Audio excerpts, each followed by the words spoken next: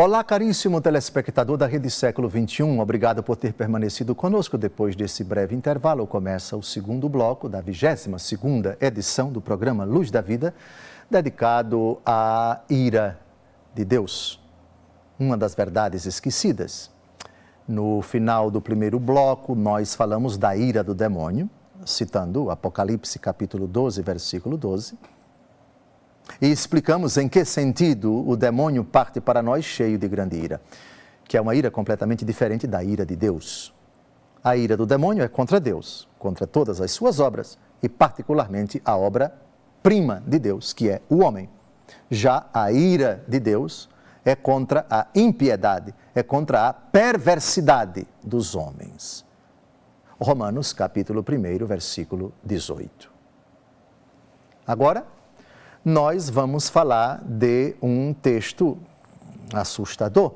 No capítulo 14 do livro do Apocalipse, quando se fala do juízo divino, fala-se do cálice da ira de Deus. Fala-se da manifestação da ira do Senhor que virá como juiz. E nós já vimos em outros textos que o Senhor nos salva da ira. O mesmo Deus que se ira, ira-se contra a impiedade, contra a perversidade, portanto, não contra o homem, para salvá-lo da ira iminente. O Cristo que advoga, Cristo que é nosso auxílio, Cristo que está a caminho conosco, isto é, manifesta a sua ira contra o nosso pecado, punindo-nos, castigando-nos, advertindo-nos, corrigindo-nos pedagogicamente para que deixemos as trevas, para que não venhamos a ser objeto da ira dele quando vier como juiz, quando pronunciará, isto sim, para aqueles que se encontrarem à esquerda, para aqueles que na hora derradeira estiverem em pecado mortal, apartai-vos de mim, malditos, não vos conheço. Deus se ira para nos livrar da ira dele. Já vimos isso em todo o programa anterior, não vamos retomar isso, remeto o telespectador aos programas anteriores. Agora, vamos comentar Apocalipse, capítulo 14, de 8 a 10. Um texto também surpreendente. Outro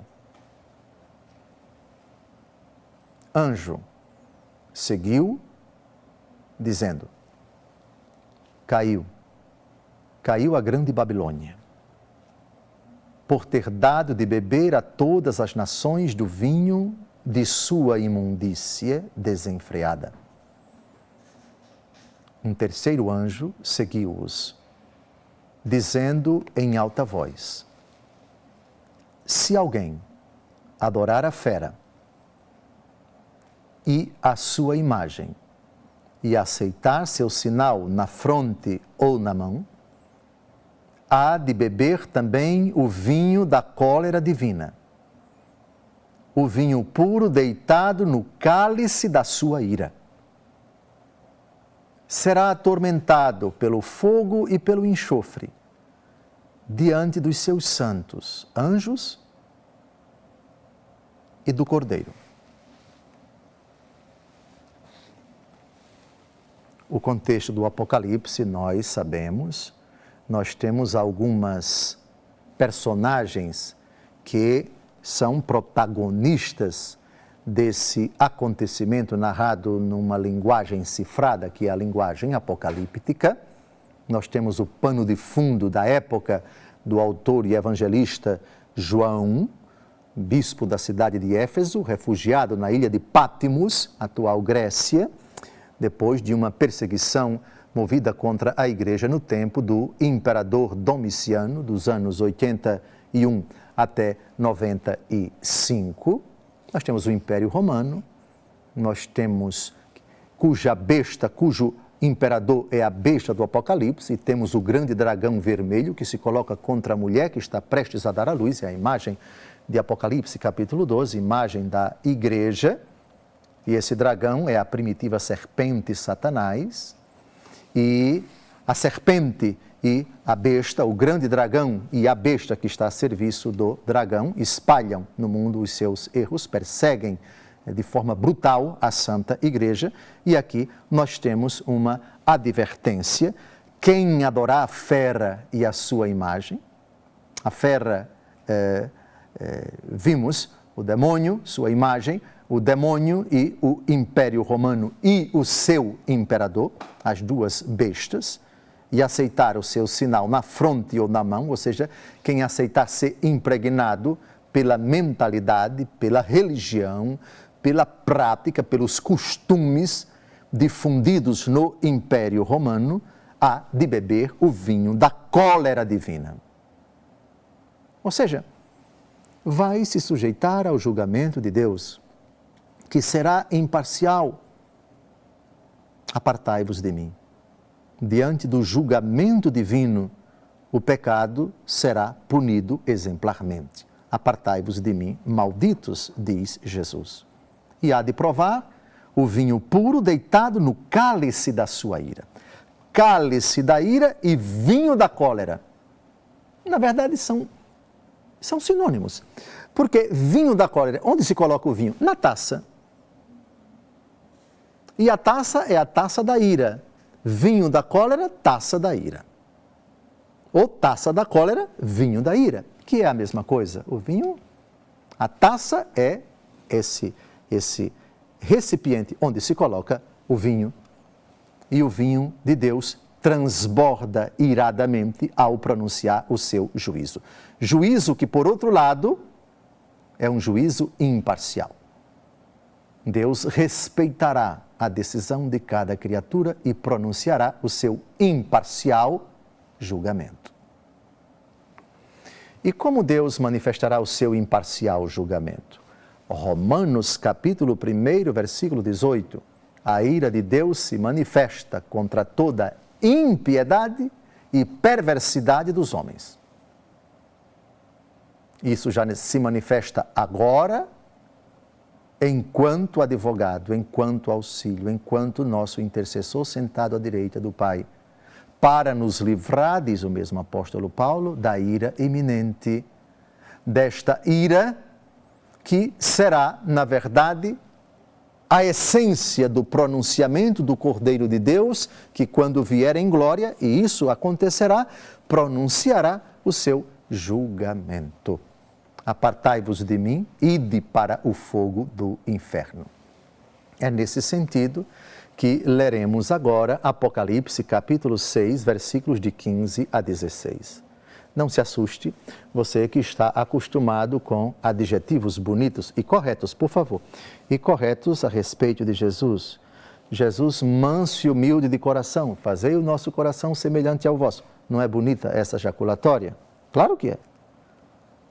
Mas também não é errado você dizer Jesus irado, tende compaixão da humanidade. Ah, eu não gosto, que essa palavra é muito forte. Forte para você, para a Bíblia não é não. Você pode até não gostar dela, mas que ela está na Escritura, está. E goste ou não goste, queira ou não queira, acostume-se com essa convicção bíblica. Apocalipse 6, de 15 a 16. Vamos citá-la, não fique chocado, espero que você não tenha um troço no seu coração ao ler esse texto, que é absolutamente normal e não deve causar surpresa para ninguém, pelo menos para ninguém que acredita na Bíblia. Vamos ao texto? Então, os reis da terra, os grandes, os chefes, os ricos, os poderosos, todos, tanto escravos como livres, esconderam-se nas cavernas e grutas das montanhas e diziam às montanhas e aos rochedos: caí sobre nós e escondei-nos da face daquele que está sentado no trono e da ira do Cordeiro. E o versículo 17 ainda acrescenta, por favor, porque chegou o grande dia de sua ira, e quem poderá subsistir? O contexto do capítulo 6, que é o capítulo que fala da abertura dos 7 selos, e selo aqui no Apocalipse significa os segredos, aquilo que está oculto, uma carta selada, é uma carta cujo conteúdo ninguém sabe. Então, abrir o selo significa abrir a carta para conhecer o que está lá dentro. São 7 selos, são 7 cartas para 7 igrejas do Apocalipse, são 7 taças, são 7 trombetas, são 7 selos. É um livro cheio de cifras e cada uma delas tem um significado. Os selos vão se abrindo, ou seja, os segredos de Deus vão pouco a pouco sendo revelados. E aqui a surpresa. Os homens que estão no pecado, os homens que pensavam que o seu pecado permaneceria impune, os homens que pensavam que a sua prática perduraria indefinidamente, perceberam que Deus começou a agir e sua estabilidade, na verdade, se revelou tão frágil, uma quimera. E agora todos estão inseguros, todos estão amedrontados, todos estão apavorados, porque se aproxima o Deus que vem julgar. E todos estão extremamente assustados e dizem: caí sobre nós, montanhas e rochedos, escondei-nos da face daquele que está sentado no trono. Quem é que está sentado no trono? Quem é que vai descer sobre as nuvens com grande poder e glória, cercado dos seus anjos, para julgar de forma imparcial? Aquele que vem com ira, a ira do Cordeiro. Aquele diante do qual todas as criaturas se dobrarão, todas as pessoas haverão de prestar contas dos seus atos, e ele virá irado. Daquele que está sentado no trono e da ira do Cordeiro. Chegou o grande dia de sua ira. Há uma música que era rezada muito nos seminários antigamente, hoje se reza pouco, porque não vamos falar da ira de Deus. Dies irae, dies ille. Ainda tem esse canto em latim nos nossos breviários, na liturgia das horas, mas pouca gente canta. E não sei por que esse medo dessa realidade tão básica. O Senhor vem irado. O Senhor vem para julgar todos os que perduram no pecado, todos os que estiverem em pecado grave naquela hora decisiva. E que isso provoque, desde já, no nosso coração, uma sadia insegurança, um salutar pavor, um santo tremor, que nos leve, desde já, a buscar o sincero arrependimento. Ira do Cordeiro. Jesus virá irado. Quem vive na graça de Deus não precisa ter medo disso, porque a ira do Cordeiro não vai se manifestar para eles, vai se manifestar a quem estiver com consciência pesada, a quem estiver em pecado mortal. Terminamos mais um encontro. No próximo domingo retomaremos esse argumento que já está chegando no seu finalzinho. Que Deus cumule de bênçãos você e que, seguro de que Ele vem irado, todavia viva na graça de Deus e não se preocupe com isso, porque a ira do Cordeiro, que virá em breve, não vai atingir você. Uma santa e abençoada semana.